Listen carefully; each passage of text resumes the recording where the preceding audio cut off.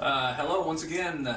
This is Grant Inaba, Good Real Estate Team, and This is Jeff Ferber from Diversified Capital. and we want to take a quick moment to talk to you about what goes into an offer. It's very nuts and bolts, basically paperwork that we want to talk about. So there's 5 things that go into an offer. Okay, the first thing is something that I do just kind of as a courtesy to the listing agent and also to my buyers to help them understand and summarize, what the offer looks like. It's a cover letter that has the purchase price and down payment amount, length of the transaction, things like that. Really basic stuff. But the rest of the documentation is very important and actually very necessary. I want to talk about it real quick. Next thing I usually like to put inside the offer in this order is the loan letter, because it's second most important. Right, so that would be my job. It's the pre-approval letter, and this is the letter I would be providing to you as the buyer, and we'd also be providing to your agent, stating that I've went through all your documentation and I've pre-approved you for a certain amount of money. Next most important thing, third item, would be bank statements. And the bank statement is there because we need to show proof to the seller that you have the cash amount to pay for the deposit and down payment if you're going to be using cash. Correct.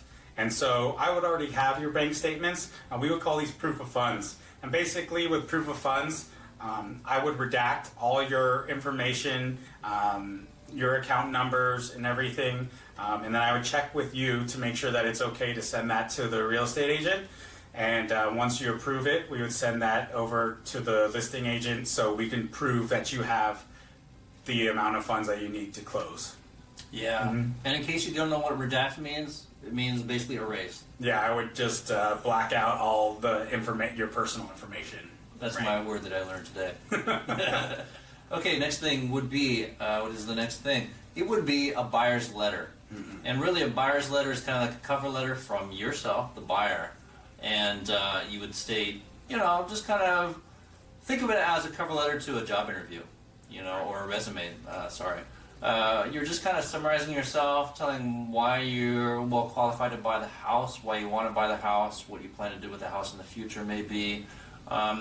Just very general things, but also things that you really want to try and convey to the seller that you are a real person and that you have real feelings about this house that you want to purchase. You probably do. So good to convey those feelings. Last thing, most important thing, is the actual offer itself. It's a long piece of documentation, but inside that offer is going to be all the very specific information to the seller to give him an idea of how the transaction is going to be if your offer gets accepted. So listen to your, consult with your realtor to understand all those parts of the offer, and also with your loan officer. Exactly. And we'll make sure that we make the most competitive offer for you possible. We're working together in order to work for you. Right. So we hope that was helpful, and we'll see you guys next time. Thank you very much.